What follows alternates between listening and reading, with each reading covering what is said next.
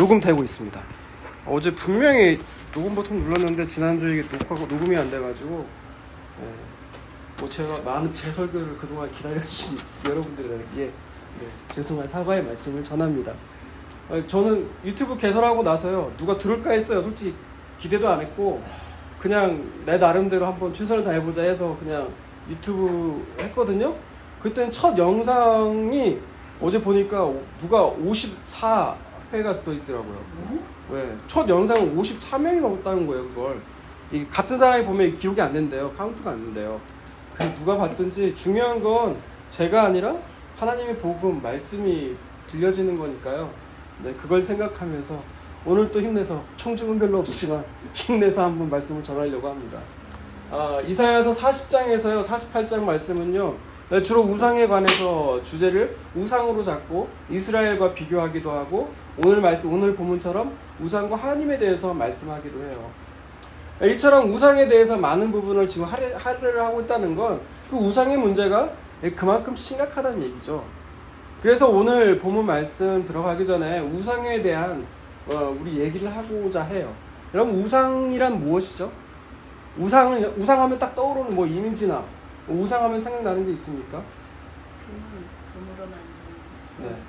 네, 금송아지도 있죠. 뭐 바알을 떠올 수도 있고요. 네? 자연을 또 우상으로 삼기도 하죠. 이처럼 우상은 우리가 생각하기를 어떤 형태를 많이들 생각을 해요. 그런데 꼭 형태가 있는 것만이 우상일까요?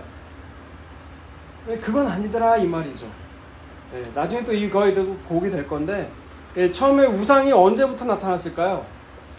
우상의 기원, 코로나의 기원하듯이 우상의 기원, 우상이 언제 처음 나타났는지 여러분 아세요? 네, 제가 맨 처음 여러분한테 여쭤본 게 우상이라는 거를 어떻게 생각을 하느냐라고 생각을 한다면 아마 금송아지 만들었을 때부터 우상을 섬겼을 거라고 생각을 할까 쉬워요. 하지만 그것이 아니라는 거죠. 창세 때 아담과 하와가 범죄한 이유로 이 가인과 아벨이 나옵니다. 그리고 가인이 아벨을 어떻게 하죠? 때려 죽이죠. 그리고 나서 가인이 내쫓김을 당해요. 그게 창세기 4장 기사에 나오는데 우리 창세기 4장 말씀 한번 볼까요? 처음으로 우상 숭배한 자의 모습이 나오는데요. 이걸 우상이라고 생각하지 않더라 이 말이에요. 왜? 그 머릿속에 생각하기를 우상이라는 건 어떤 형태와 어떤 형태를 가진 것을 만들고 거기에 절해야 우리는 우상이라 생각하기 쉬운데 창세기 4장 16절부터 24절 말씀을 한 목소리로 같이 읽습니다. 시작. 가인이 여호와 앞을 떠나 에덴 동쪽 놋 땅에 거주하더니 아내와 동침함에 그가 임신하여 에녹을 낳은지라. 가인이 성을 쌓고 그의 아들의 이름으로 성을 이름하여 에녹이라 하니라. 에녹이 이랏을 낳고 이랏은 무후야엘을 낳고 무후야엘은 무드사엘을 낳고 무드사엘은 라멕을 낳았더라. 라멕이 두 아내를 맞이하였으니 하나의 이름은 아다요 하나의 이름은 실라였더라. 아다는 야발을 낳았으니 그는 장막에 거주하는 가축을 지킨 자의 조상이 되었고 그의 아이의 이름은 유발이니 그는 수금과 퉁손을 잡은 모든 자의 조상이 되었으며 실라는 두발 가인을 낳았으니 그는 구리와 쇠로 여러 가지 기구를 만드는 자요 두발 가인의 누이는 나아마였더라. 라멕이 아내들에게 이르되 아다와 실라여 내 목소리를 들으라. 라멕의 아내들이여 내 말을 들으라. 나의 상처로 말미암아 내가 사람을 죽였고 나의 상함으로 말미암아 소년을 죽였도다. 가인을 위하여 벌이 7배일진데 라멕을 위하여는 벌이 77배이로다 하였더라. 네, 여기서 여러분 찾아볼 수 있습니까? 우상이 어떤 모습을 나타났는지. 가인이요 쫓겨나고 나서 지은 게 처음 한 행동이 뭐냐면 그 아들을 낳자 그 성을 쌓기 시작을 해요. 이 성이 뭐냐면 나를 보호하는 거예요. 나를 지키기 위한 것이 우상의 모습으로 나타났다는 거예요. 그러면서 그 후손들이 어때요? 한 후손은 목축업의 후손이 되기도 하고 조상이 되기도 하고 하나는 또 퉁골 음악의 조상이 되기도 합니다. 그러면서 나오기를 또 뭐라고 나오냐면 이 두발가인이라는 것이 나오네. 두발가인을 나오는데 이 사람이 뭘 만들어요? 구리와 쇠, 남을 찌르는 나를 지키기 위해서라면 남을 해치고서라도 나를 해내고 말겠다는 그런 사람들을 만들어내요. 그러면서 뭐를 말하느냐? 나의 상처로 말미암아 내가 사람을 죽였고 나의 상하로 말미암아 소년을 죽였다. 이렇게 얘기를 하면서 가인을 위해서 벌이 7배면 나를 위해서는 77배로 되갚아야겠다는 그런 인간의 그런 죄악된 습성이 그대로 나타나는 게 오늘 창세기 4장 16절에서 24절까지의 그 기사예요. 그러니까 나를 지키기 위해서라면, 나를 위해서라면 어떠한 것이라도 해내고 말겠다. 어떠한 짓이라도 하게 말겠다. 여러분, 우상 숭배의 모습이 이렇게 나타났다는 거예요. 창세기 4장에서. 이런 사람들로 꽉 찬 세상이니까 하나님은 어떻게 할 수밖에 없어요? 심판할 수밖에 없죠. 그래서 대홍수 심판을 내린 거예요. 그럼 대홍수 이후로 이제 노아의 후손들만 사니까 어때요? 경건한 노아의 후손들만 사니까 이런 모습이 안 나타나야겠죠. 그쵸? 그래요, 안 그래요? 그죠? 그런데 어때요? 11장 한번 넘어가 볼까요? 창세기 11장. 또 어떻게 되는지? 창세기 11장 보면 이제 바벨탑 사건이 나와요. 4절만 읽어볼게요. 시작. 또 말하자. 자, 성읍과 탑을 건설하여 그 탑 꼭대기를 한데 닿게 하여 그 이름을 내고 온 지면에 흩어짐을 멸하자 하였더니 뭐라고 나옵니까? 성읍과 탑을 쌓아요. 네. 하나님이 흩어지게 하셨어요, 일부러. 그 노아 홍수 사건 이후로 이제 한참 시간이 지난 후죠. 그 후손들로 하여금 흩어지게 했는데 이 사람들이 모였어요. 모이면서 성읍과 탑을 쌓자는 거예요. 그러면서 하는 말이 뭐예요? 우리 이름을 내자는 거예요. 우리 이름을 내자. 하나님의 이름을 무시하고 우리 이름을 낳아서 우리끼리 잘 살고 우리끼리 한번 유토피아를 만들어보자. 여전히 계속되는 인간의 우상에 대한 마음이 끊임없이 연결되어 있다는 것을 우리가 볼 수 있어요. 그러면 우리가 말한 그 믿음의 조상 아브라함은 우상을 섬기던 사람이 아니었느냐? 여호수아서 한번 볼까요? 여호수아서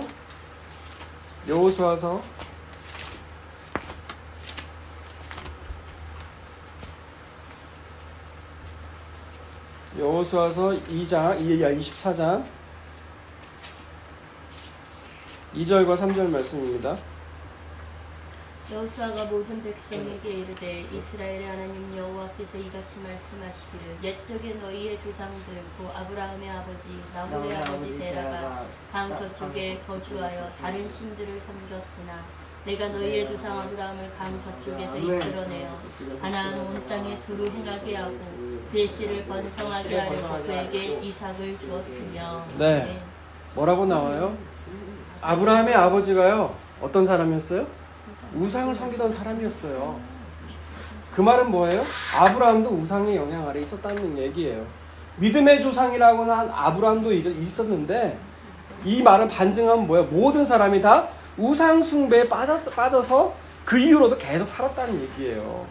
그런데 하나님께서 그 아브라함을 불러서 믿음의 조상으로 세우시고 이삭과 야곱으로 그리고 이제 이스라엘이라는 이름으로 하나님 쭉 살아가게 하셨다는 얘기예요. 그러면서 처음으로 하나님께서 우상 섬기지 마 라고 처음으로 말씀하시게 있죠? 있어요, 없어요? 이제 처음으로 그때 하나님 우상이라는 얘기 나와요. 우상 섬기지 마 라고 했을 때가 어디예요? 출애굽기에 나와요. 출애굽기 20장 볼까요?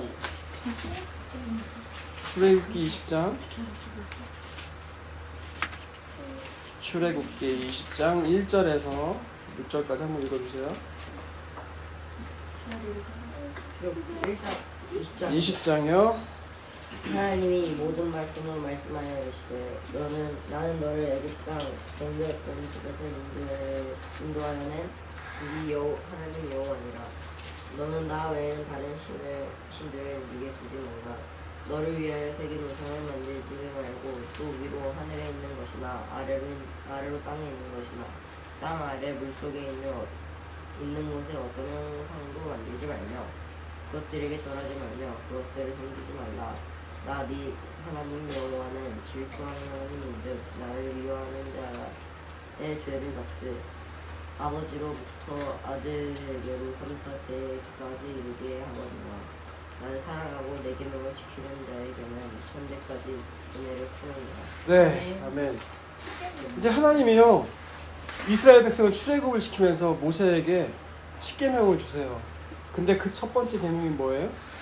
우상을 만들지 말라는 거예요. 우상 섬기지 말라는 거예요. 근데 거기에 단서가 있어요. 우상에 보면 20장 4절에 보면 뭐라고 써 있어요? 너를 위하여 새긴 우상을 만들지 말라는 거예요. 이 말은 뭐예요?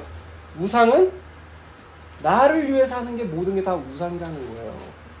내가 주도권을 가지고 나를 지키기 위해서라면, 나를 위해서라면 모든 것을 하는 것이 다 여러분 우상이라는 거예요. 여러분 이 말이 참 무서워요. 우리가 드리는 이 예배도 나를 위해서 드린다면 우상이 될 수 있어요. 기도도요, 여러분 나를 위해서 기도를 하게 되면요, 기도도 우상 될 수 있어요. 선교도 마찬가지예요. 구제도 마찬가지예요. 모든 것이 나를 위해서 하는 동기라면 그것이 아무리 고귀해 보이고 숭고해 보여도 우상 될 수 있다는 거예요. 여러분 이처럼 그 우상이라는 것은요, 나와 뗄래야 뗄 수가 없어요. 그렇기 때문에 그 우상이, 내가 어렸을 때는 제가 성경 읽을 때 이해가 안 갔거든요. 이스라엘을 보면서 아니 하나님이 저렇게 수많은 기적과 이적을 베푸시고 우상을 섬기지 말라고 그렇게 말씀하셨는데 이스라엘 역사를 보니까 맨날 우상 섬겨요. 잘된 왕들을 보면 하나님을 섬겨요. 근데 잘 안 되는 왕들이 어때요? 우상을 또 섬겨요. 이런 걸 볼 때마다 왜 우상 섬기지? 왜 이렇게 우상에 매달리지? 이런 생각을 했던 때가 있었어요. 근데 왜 우상에 우리에게 매달린다고요? 우상은 나와 뗄래야 뗄 수가 없는 관계예요. 왜요? 우상에게 비는 게 뭐예요? 내 마음의 소원과 기도, 내가 원하는 것, 나를 위한 것, 이런 걸 빌잖아요, 그 우상에게. 그러니까 그 우상은 나와 뗄래야 뗄 수가 없어요. 이 우상을 떼는 길은 딱 한 가지밖에 없어요. 오늘 설교의 결론이거든요. 결론이 뭘까요?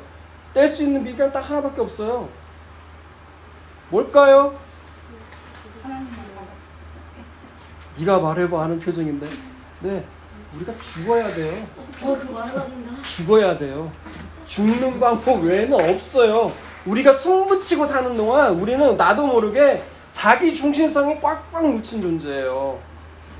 그 죄성이 얼마나 무서운 건지를 좀 보게 된더라 이 말이에요. 저는 처음에 예수 믿고 나니까 이제 나는 이제 예수님과 연합해서 이제 예수님과 함께 사는 이런 행복한 스타트가 될 줄 알았는데, 지나온 세월을 생각해 보니까 계속 지금도 그렇고 뭐가 드러나냐면 나의 안에 있는 그 죄성, 이 심플 네이처 계속해서 드러나는 거예요. 우상을 섬기는 마음이 내 안에 있을까요, 없을까요? 있어요. 없는 거 아니에요. 목사가 되면 없는 줄 알았는데 있어요. 뭐가 있어요? 내 안을 나를 지키려고 하는, 나를 위해 살려고 하는, 여전히 그 마음들이 있더라 이 말이에요. 근데 그걸 하려면 어때요? 우리가 죽어야 돼요. 어디에서 죽어야 돼요? 네, 여기서 떨어져 죽어야 돼요? 떨어져 죽으면 지옥 갈 수 있어요? 십자가에 못 박혀 죽어야 돼요. 내가 십자가에 못 박혀 죽었나니 그런즉 이제는 내가 사는 것이 아니요, 그런즉 이제는 그 아들을 믿는 믿음 안에서 내가 사는 것이라. 이것이 날마다 우리 가운데 선포되어지지 않으면요, 우리는 우상으로부터 자유로울 수가 없어요. 끊임없이 우상을 강구하고요, 우리가 끊임없이 우상을 우리가 섬겨요. 이렇게 얘기하니까 이해가 안 되실지도 몰라요. 쉽게 얘기를 들어볼까요? 우리가 현대인들이 섬기는 우상이 3가지가 있어요. 리차드 포드슨 목사님이 그 책도 썼거든요. 뭘까요? 3가지가 여러분이 잘 아는 거예요. 돈, 그 다음에 성, 섹스, 그 다음에 권력, 파워. 여기에서 자유로운 인간이 없어요. 여기에 매달려 있다 산다는 거예요. 여러분, 돈도요, 나를 위해서 쓰기 시작하고 나를 위해서 벌기 시작하면 그 돈이 우상이 된다는 거예요. 그거 돈이 나를 지켜줄 거라는 생각을 갖고 살면 그 돈이 우상이 돼요. 성도 마찬가지고요. 성은 뭐예요? 부부 안에서 즐기라고 주어진 성이에요. 근데 그것을 울타리 밖으로 나가서 즐기기 시작하고 나를 위해, 내 쾌락을 위해 즐기기 시작하면 이 섹스도요, 내 우상이 될 수가 있다는 얘기예요. 하나님 권력을 주신 건요, 힘없는 자들을 위해서 보살피라고 준 게 권력이거든요. 근데 그 권력도 나를 위해서 사용하게 되면 그 권력이 또한 우상이 되더라 이 말이에요. 이처럼 인간은 우상에서 자유로운 인간이 하나도 없다는 얘기예요. 자유로워진 비결은 뭐라고요? 오직 죽는 비결이에요. 날마다 죽어야 돼요. 그래야 우리가 우상에서 자유로워질 수가 있어요. 그렇게 안 믿으면 예수가 우상 될 수 있어요, 여러분. 나를 위해서 하나님 만든다니까요, 인간이. 예를 들어 볼게요. 제가 이스라엘에 가면 통곡의 벽이라는 게 있대요. 이 통곡의 벽이 뭐냐면 이 벽같이 생긴 거 있는데 그 사람들이 뭐 그 앞에서 막 울면서 그 역사적인 거와 관련이 돼 있어요. 이걸 설명하자면 좀 기니까. 근데 어떤 형태가 나타나기 시작했냐면 거기다 기도문을 적으면 이루어진대요. 그러니까 이스라엘 많은 여행객들이 자기의 종교 상관없이 거기다 기도문을 집어넣으래요. 근데 최근에 어떤 일까지 벌어졌냐? 그 옆에다 팩스기를 넣어가지고요, 팩스 번호를 광고를 한대요. 이스라엘에 굳이 안 와도 팩스로 보내기만 하면 거기다 꽂아줄 테니까 돈만 입금하라는 거예요. 근데 여러분 비웃고 있죠. 그런데요, 이게 종교만 달랐지 불교에 가면요 뭐가 있냐면, 저도 기왓장 처음 봤어요. 고창 선운사에 놀러 가니까 이 기왓장을 주면서, 기왓장을 쌓으면서 자기가 돈을 주면 거기다 소원을 적으면 거기다가 뭘 해주더라고요. 이름을 적어가지고. 그래서 그걸 팔아요. 그 이름만, 누가 부처님 하나님 이름만 달랐지 이런 우상을 섬기는 모습이 어때요? 곳곳에 있어요. 교회는 없어요. 송구 영신 예배 때마다 기가 막힌 장면 발견해요. 뭐예요? 자기 소원을 기도 제목 적는 거예요. 하나님 좋은 직장 갖게 해주세요. 좋은 아내 만나게 해주세요. 병낫게 해주세요. 자기 소원과 기도를 똑같이 아래요. 여러분 똑같아요. 우리가 거기서 벗어날 수 있는 인간이 없어요. 이런 모습이더라 이 말이에요. 그렇다면 오늘 말씀에서 우상과 하나님에 대해서 오늘 본문 이제 말씀 들어갈 텐데요. 오늘 본문 말씀 1절과 2절 말씀 한번 읽어볼까요? 배는 엎드려졌고 누구는 구부러졌더라. 그들의 우상들은 짐승과 같이 내게 쓰였으니 떠내고 다니던 그것들이 피곤한 짐승의 무거움짐이 되었도다. 그들은 구부러졌고 그들의 일제에 엎드려졌으므로 그 짐을 구하여 내지 못하고 저희들에서 쫓겨가니라. 네, 46장은 어떤 배경이냐면 이스라엘이 이제 그 바벨론에 의해서 함나게 되고 포로로 잡혀가잖아요. 그리고 이제 나중에 이제 바벨론에서 페르시아로 옮겨지게 되면서 이 바벨론이 무너지는 거잖아요. 예, 그걸 배경으로 하고 있어요. 갑자기 뭐 날파리가 호황 들어가지고. 근데 당시 그 바벨론이요, 그 강성한 바벨론이 뭘 섬겼냐면 여기 나오는 벨과 느보를 섬겼어요. 이 벨이라는 건 여러분 생각하기 쉬운 게 그리스 로마 신화에 나오는 그 제우스 있죠. 그 제우스 같이 그 아버지의 신을 상징을 해요. 정확한 명칭은 벨 마르둑이에요. 근데 이 벨 마르둑의 아들이 누구냐? 바로 느보예요. 여러분이 아는 느부갓네살 왕 있죠? 그 느부갓네살 왕도 느보의 이름을 따서 지은 거예요. 이 느보가 지혜와 뭐 문학을 관장하는 신, 뭐 직역하면 대변자라고 하는데, 아무튼 이 벨과 느보를 보면서 이스라엘이 포로로 잡혀와서 이 바벨론에 왔는데, 이 벨과 느보의 상이 신전에 건축되어 있는데 그 높이가 어마어마한 거예요. 5m 막 6m 하니까 이걸 바라보면서 이스라엘이 뭐 어떤 생각을 가졌을까요? 와, 우리 하나님보다 이 신이 과연 더 센가? 그래서 우리가 붙잡혀 왔나? 와, 하나님이 우리는 참신이, 유일한 하나님은 하나님만이 참신이라고 배웠는데 이게 아닌가? 이런 생각을 들었다 이 말이에요. 그런데 어때요? 페르시아가 물론 이제 이사야 때 얘기는 아니에요. 벌어진 일들이 나중에 정말 이렇게 정확하게 일이 벌어지거든요. 근데 실제로 어떻게 돼요? 페르시아가 와가지고 그 이스라엘이 그 벨과 느보라는 이 바벨론의 신들이 우상들이 무너져 내려버렸다는 거예요.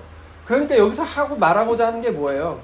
실제로 하고자 하는 것은 벨과 느보는 역시 우상에 불과하다. 아무런 너희가 힘이 센 신이라고 생각하지만 아무것도 아니다는 거예요.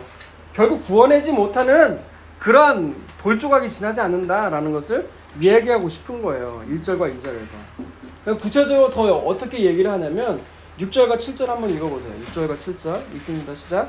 사람들이 주머니에서 금을 쏟아내며 은을 저울에 달아 두금장이에게 주고 그것을 신으로 만들게 하며 그것을 경배하며 그것을 들어 어깨에 메어다가 그의 처소에 두면 그것이 서 있고 거기에서도 능히 움직이지 못하며 그에게 부르짖어도 능히 응답하지 못하며 고난에서 구하여 내지도 못하느니라. 네, 아멘. 우상은 왜 힘이 없느냐? 자기들의 주머니에서 만들어졌다는 거예요, 결국은. 그렇기 때문에 한정되어 있다는 거예요. 내 주머니에서 나온 것이야 반드시 금, 은 이런 것만 해당되는 것이 아니고요. 자기의 생각, 사상 다 마찬가지예요. 여기에서 나온 것은 누구도 우리를 구원해낼 수 있는 힘이 없다는 거예요. 힘이 없다는 거예요. 여러분, 공산주의가 왜 등장한 줄 알아요? 공산주의가 등장한 것이요.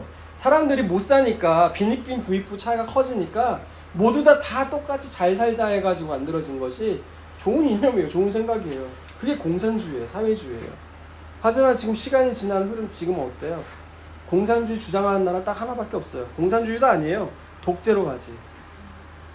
그래서 인간의 생각에서 만들어낸 건요. 우리 어떠한 것도 완벽해질 수가 없어요. 구원해내지 못해요. 좋은 것을 이끌지 못해요. 정치도 마찬가지고요. 우리가 잘 살면 더 좋아질까요? 아니에요. 우리나라 GDP가요. 지금 과거 60년대에 비하면 지금 GDP가 매 수십 배가 올랐어요. 그럼에도 불구하고 우리가 잘 살고 행복하다고 말할 수 있어요? 없어요. 마찬가지로 정치, 경제, 교육 어떤 것으로도 우리를 구원해낼 수가 없더라 이 말이에요. 그럼 누가 우리를 만족해하고 누가 우리를 구원해내는가? 그것이 3절에서 5절까지 나와요. 3절에서 5절 말씀 읽습니다. 시작. 야곱의 집이여 이스라엘 집에 남은 모든 자여 내게 들을지어다. 배에서 태어남으로부터 내게 안겼고 태에서 남으로부터 내게 업힌 너희여 너희가 노년에 이르기까지 내가 그리하겠고 백발이 되기까지 내가 너희를 품을 것이라. 내가 지었은즉 내가 업을 것이요 내가 품고 구하여 내리라. 네, 거기까지만 읽어볼게요. 3절과 4절을 보면 3절을 보면 야곱이여 야곱의 집이여 이스라엘의 집에 남은 자여 라고 말을 하죠. 야곱을 부를 때 항상 이스라엘을 같이 넣어요. 이게 이사야의 특징이거든요. 야곱이라고 하면 어떤 모습이 떠오릅니까? 야곱하면 자기 욕심으로 자기가 어떻게든 해보려고 하는 아둥바둥한 그런 존재가 야곱이잖아요. 그런데 하나님은 어떻게 하시죠? 이 이름을 바꿔주시죠. 뭘로 바꿔요? 이스라엘로 바꿔주세요. 어떤 사건을 통해서요? 네, 씨름을 통해서 환도뼈를 치죠.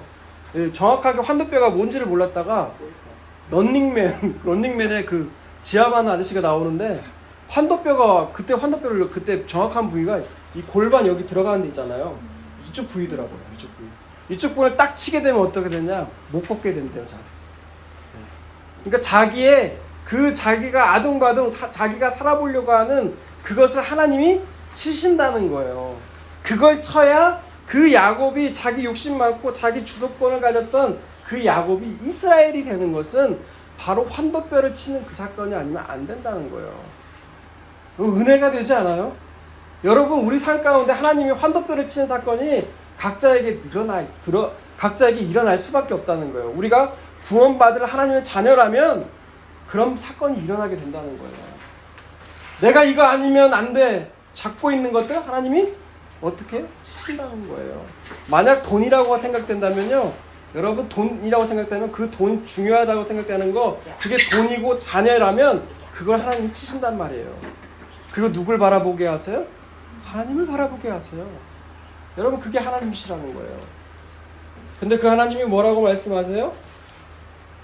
배에서 태어남으로부터 내게 안겼고 태에서 남으로부터 내게 업힌 너희여 라고요. 이 배라는 건 자궁이에요. 하나님이 우리를 이미 엄마의 뱃속에 있을 때부터 하나님 우리를 아셨대요. 우리를 안으셨대요. 태어나서부터 우리를 이렇게 안고 업고 다니셨대요. 그런데 어렸을 때만 그래요? 우리는 다 크면 꼴보기 싫잖아요. 그렇잖아요. 근데 하나님은 어떤 분이세요? 4절 보니까 너희가 노년에 이르기까지 내가 그리하겠다는 건 뭐예요? 업고 다니겠다는 거예요. 품에 안으시고 다니시겠다는 거예요. 그리고 백발이 되기까지 내가 너희를 품고 다니시겠대요. 저 오늘 설교 준비하면서 46장 2구절 처음 봤어요. 네, 부끄러운 얘기지만 처음 봤어요. 하나님이 이런 분이시라는 얘기예요. 우리는 힘이 있으면 그 사람한테 가가지고 아쉬운 소리하고 힘이 없고 좀 연약하고 늙으면 어때요? 그냥 뭐 보잘 거 없으면 차버리잖아요. 근데 하나님은 어떤 분이세요? 우리를 끊임없이 안고 달래고 품고 안아주시고 가신다는 얘기예요. 언제까지요? 끝까지. 왜 하나님이 그렇게 하실까요? 이유가 나와 있어요. 옆에 그 뒤에 내가 지었은지, 내가 너희를 만들었은지 내가 그렇게 하겠다는 거예요. 그러면서 내가 그런즉 내가 업을 것이요 내가 품고 구하여야 내리라. 이 가운데 담긴 생각이 뭐예요? 하나님은 우리를 아무리 노년이 되고 백발이 돼도요, 하나님 눈에는 여전히 어린아이 같다는 거예요. 우리가 제대로 가지 못하는 어린아이와 같기 때문에 하나님이 안고 다니시겠다는 얘기예요. 여러분, 이게 얼마나 우리에게 위안되는 말씀이고, 하나님 그에 비해서 우상에 비해서 하나님의 모습을 이렇게 나타나는 거예요. 그런즉 5절 보여요. 5절. 너희가 나를 누구에게 비기며 누구와 짝하며 누구와 비교하며 서로 갖겠다 하겠느냐. 비교할 수 없는 하나님, 참 좋으신 하나님이라는 것이 여기서 드러나는 거잖아요. 우상은 어때요? 내가 공들여서 정성 바치면 바친 만큼 뽑아낼 수 있는 게 우상이에요. 그게 사람들은 우상을 섬길 수밖에 없어요. 왜요? 그 우상은 나와 일체가 돼 있어요. 그렇기 때문에 그 우상에게 절할 수밖에 없어요. 근데 하나님은 그런 이익 안 따져요. 우리가 뭐 기도 많이 했다고 구원 받습니까? 안 그래요. 하나님 구원하시기로 작정하셨으니까 하나님이 구원하시는 거예요. 그의 이름을 위하여 내가 약속을 했거든요. 이미 아담과 하와가 범죄한 이후로 그 여자의 후손이 그 뱀의 머리를 밟게 할 것이다. 그 약속을 하셨거든요. 그래서 하나님은 오늘도요, 자기 이름을 위해서 여러분 구원하세요. 하지만 인간은 어때요? 8절 보면 너희 패역한 자들아 이 일을 기억하라. 이 패역은 뭐예요? 하나님이 이런 분이심에도 불구하고 여전히 우상에게 마음을 두는 사람들에게 말을 하는 거예요. 이 일을 기억하라. 장부가 되라. 이 일을 마음에 두라는 거예요. 구체적으로 뭐라고 나와요? 9절과 10절 말씀 읽습니다. 시작. 너희는 옛적 일을 기억하라. 나는 하나님이라. 나 외에 다른 이가 없느니라. 나는 하나님이라. 나 같은 이가 없느니라. 내가 시초부터 종말을 알리며 아직 이루지 아니한 일을 옛적부터 보이고 이르기를 나의 뜻이 설 것이니 내가 나의 모든 기뻐하는 것을 이루리라 하였노라. 네, 아멘. 뭐라고요? 애적 일을 기억하래요. 애적 일이라는 건 뭐예요? 하나님이 천지를 창조한 때부터 이스라엘을 아브라함을 부르시고 이삭 부르고 야곱을 부르시고 그들을 또 가나안으로 들이시고 또 애굽으로 갔다가 애굽에서 출애굽을 시키시고 이런 모든 과정 속에서 지금까지 나를 인도하신 그 하나님을 생각해 보라는 거예요. 근데 그 하나님은 어떤 일을 위해서요? 일하세요? 나의 기뻐하는 뜻, 나의 뜻을 위해서 일하시는 하나님이세요. 제가 어제 이 부분을 읽다가 이 부분을 읽다가 그 사건이 생각이 났어요. 어떤 사건이냐면 그 사무엘상에 보면은 그 블레셋이 쳐들어와가지고 이스라엘이 대치되고 있는 상황에서 그 블레셋에게 이스라엘이 패해요. 4,000명이 죽는 사상자가 나와요. 그래서 이스라엘 그 장로들이 나와서 하는 말이 뭐냐면 우리 언약궤를 가져다가 씁시다. 하나님 언약궤가 있으면 하나님이 블레셋을 어떻게든 할 것이요. 이런 생각을 갖고 와서 이 언약궤를 갖고 오면 우리가 전쟁에 이길 거라고 생각해서 언약궤를 갖고 와요. 그거 어떻게 됐을까요? 이겼을까요? 졌을까요? 네, 졌어요. 그날 전쟁에 죽은 사람이 몇만 명인 줄 아세요? 그냥 졌을 때는 4,000명이었지만 언약궤를 가져왔을 때 졌을 때 숫자는 3만 명이었어요. 3만 명. 이들이 언약궤를 가져왔을 때 하나님을 믿는 믿음에서 이 언약궤를 쓴 것이냐? 아니라는 거예요. 나를 지키기 위해서, 내가 살기 위해서 그 언약궤를 자기의 유익의 방법으로 썼더니 어떻게 돼요? 그대로 되지 않더라 이 말이에요. 하나님이 일하시지 않으니까 되지 않더란 말이에요. 그래서 언약궤 뺏겼어요. 근데 뺏긴 것으로 끝났느냐? 아니더란 말이에요. 이들이 블레셋이 자신들이 섬기는 그 다곤 신전 앞에 언약궤를 놨어요. 언약궤를 놓으니까 어때요? 그 다음 날이 되니까 머리가 뚝 떨어졌어요. 네. 그 다음 날이 되니까 양팔과 이 다리, 양팔과 몸뚱이만 남고 다 떨어졌어요. 그러니까 이들이 벌벌 떨기 시작하는 거예요. 왜 우리에게 이런 일이 벌어졌는가? 드디어 그 출애굽에 했던 그 하나님이라는 신이 우리를 벌하시는구나 라고 하면서 벌벌 떨어요. 그 땅에 이제 그래도 자신 안 하니까 이 독종을 내리기 시작하고요. 종기를 내리기 시작하고 또 어떻게 돼요? 이제 지역을 옮겨요. 지역을 한 2군데나 옮겨요. 그 땅이 가든가 될 거예요. 가드로 옮기고 또 에글론으로 옮기려고 하니까 또 종기가 또 나기 시작하고 그 언약궤가 있는 곳마다 그 하나님의 심판이 내려지는 거예요. 여기에서 볼 수 있는 게 뭐예요? 제가 왜 언약궤 얘기를 할까요? 하나님은 하나님의 일을 위해서 일하신다는 거예요. 내 목적을 위해서 일하시는 하나님이 아니시라는 거예요. 하나님은 하나님이 기뻐하신 자기의 뜻을 위해서 일하시는 하나님이시라는 거예요. 여러분 착각하지 말라는 거예요. 하나님 이 땅에 나 혼자만 있으니까 나 혼자만 있어도 나를 구원하러 오실 거야? 아니요. 네가 만약 하나님이 그 기뻐하는 백성이니까 기쁘신 뜻이 아니라면 하나님 오시지 않으세요. 하나님은 자신의 이름을 두고 일을 하세요. 자 11절 읽습니다. 11절 시작. 내가 동쪽에서 사나운 나의 짐승을 나라에서 나의 뜻을 이룰 사람을 부를 것이다. 내가 말하였은즉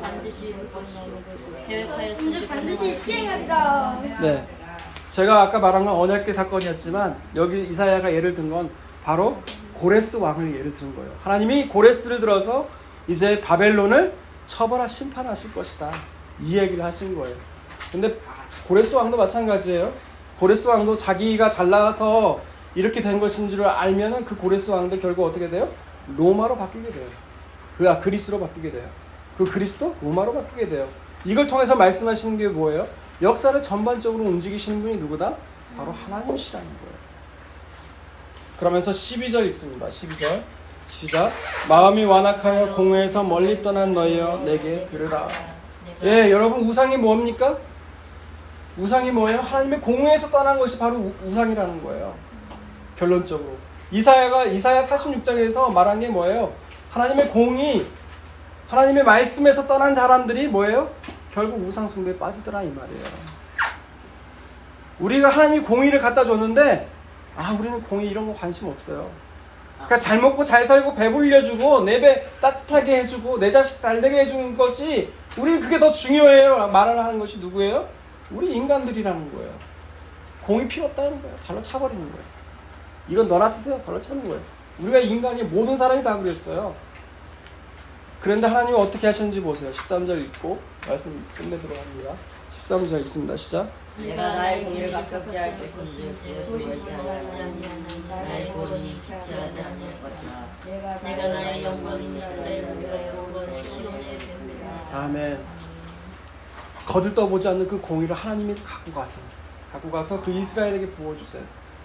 오늘날은 어떤 모습으로 나타나요? 그게 예수 그리스도를 통해서 우리에게 구원을 갖다 주시는 모습이에요. 그렇게 하나님은 우리를 그렇게 회복시키신다는 거예요. 그러니 우상을 섬기는 자리에서 돌아오라는 거예요. 그 우상이 헛된 것인 줄 알고 그 우상은 아무것도 할 수 없는 그냥 불에 타버릴 그런 나무와 같은 존재임을 알고 너희는 돌아오라는 거예요. 근데 그 돌아오는 방법은 뭐라고요? 우리는 그 우상에게 매달릴 수밖에 없는 존재라는 거예요. 왜요? 우상과 나는 일체예요. 연결되어 있어요. 어쩔 수 없어요. 그래서 그 우상에 떠나는 방법은 뭐라고요? 죽는 것밖에 없어요. 어떻게 죽어야 돼요? 예수 그리스도의 십자가로 말미암아 우리가 죽게 될 때에 그 우상에서 노임을 받고 날마다 자유로워질 수가 있는 거예요. 그 예수님을 오늘 이 자리에서 다시 한번 만나는 귀한 시간 되시길 주님의 이름으로 축복합니다.